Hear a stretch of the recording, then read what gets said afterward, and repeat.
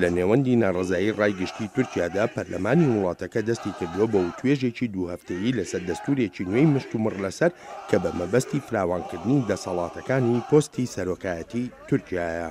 لە دەستوری نوێی تورکیادا بۆ یەکەم جارە دەبێت سیستمی فەرمانڕەوایەتی ببێتە سیستمێکی سەرۆکایەتی. Vatandaşın sesine kulak vermelerini istiyoruz. دەبێت گوێ لە دەنجی خەڵک بگرین و ئێمە ڕێژیمێکمان ناوێت تەنها یەک کەس فەرمانڕەوا بێت جا هەر کەسێک بێت نامانەوێت سەروەری پارلەمان و سەروەری خەڵک لە دەستی خەڵک بسەندرێتەوە بخرێتە دەستی تاکە کەسێکەوە ئێمە خۆپیشاندانی ناڕەزاتی دەکەین. Elimizden gelen هەرچێکمان لە دەست بێت دەیکەین بێگومان دەنگدانیش زۆر بە ڕاشکاوی ئەم سیستەمی سەرۆکایەتیەمان ناوێت سیستمێکمان ناوێت تەنها یەک کەس فەرمانڕەوا بێت. ڕەجەب تەیب ئەردۆغان کە 14 ساڵە باڵی کێشاوە بەسەر بواری سیاسی تورکیادا زۆر دەمێکە هەوڵی بەدەستێنانی دەسەڵاتی زیاتری سیاسی دەدات و باسیش لەوە دەکات سەرۆکایەتیەکی بەهێز یارمەتی گەشەکردنی تورکیا دەدات.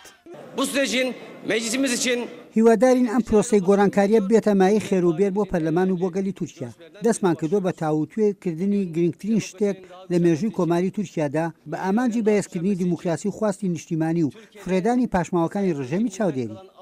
بەرنووسی ئەم دەستورە نوێیە پێویستی بە 330 دەنگی پەرلەمانتارانە. پارتی داد و گەشەپێدان هێشتا پێویستی بە 14 دەنگی ترە بۆ پەسەندکردنی بەرنووسەکە لە پەرلەماندا هەرچەندە ئاماژەکان وها نیشان دەدەن کە پشتیوانی پارتی نەتەوەیی وڵاتەکە مەهەپە بەدەستبێنێ.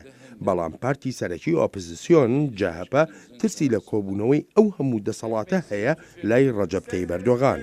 Bu anayasa değişikliğiyle CHP ئەم گۆڕانکاریانە لە دەستوردا ململانی نێوان جەهەپە و ئاکەپە و مەهەپە و هەدەپە نییە ئەمە ململانی نێوان ئەوانەیە کە دیموکراسیان دەبێت و ئەوانش کە دیموکراسیان ناوێت. ئایا ئەم گۆڕانکاریانە لە دەستورە ژیان و گوزەران هەرزان دەکات ئاو دەکات بە خۆڕایی کۆتایی بە تیرۆریزم دێنێت دیموکراسی بەهێز دەکات یان ڕژێمێکی سەرکوتکار دێنێتە ئاراوە. شارەزا لەو بڕواایەدان گۆڕینی دەستور بەو شێوەیە ئاکەپە داوای دەکات نابێتە مای بەهێزکردنی پەرلەمانی تورکیا هێندەی ئەوەی دەسەڵاتەکان لە نێوەندی جێبەجێکاردا کۆ دەکاتەوە. دەشڵێن گرفتەکە هەر لەوەدا نییە ئەندامانی کابینەی حکوومەت لەلایەن سەرۆکەوەدا دەنرێت. شتە تایبەتەکە لەوەدایە لەلایەن ئۆپۆزیسیۆن و پسپۆر و شارەزایانی یاساییەوە ناڕزایی و ڕخنە هەن سەبارەت بە دانانی دادوەر لەلایەن سەرۆکەوە کە هاوکات خۆی سەر بە لایەنێکیش بێت وەک دەگوترێت ئەم دوانە پێکەوە ناگونجێن.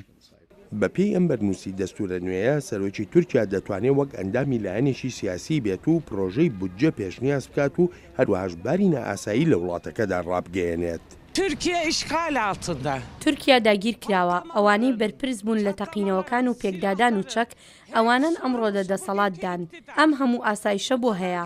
ئایا شەڕ ڕوویداوە دەمەوێت بە بنکەکانی پشکنیندا بڕۆم و بگەمە بەردەم پەرلەمان بەڵام پۆلیس ناهێڵێت ئەمە چییە لە وڵاتەدا ڕوودەدات شەڕی ناوخۆیە؟ ئەگەر ئەم دەستورە نوێ لە ڕفراندۆمدا دەنگی پێدرا کە دەشێت لە بەهاری داهاتوودا بکرێ ئەوە ڕەجەب تەیب ئەردۆغان دوو گەڕیتری سەرۆکایەتی لە بەردەمدا دەبێت واتە تا ساڵی 2029 سەرۆکی تورکیا دەبێت.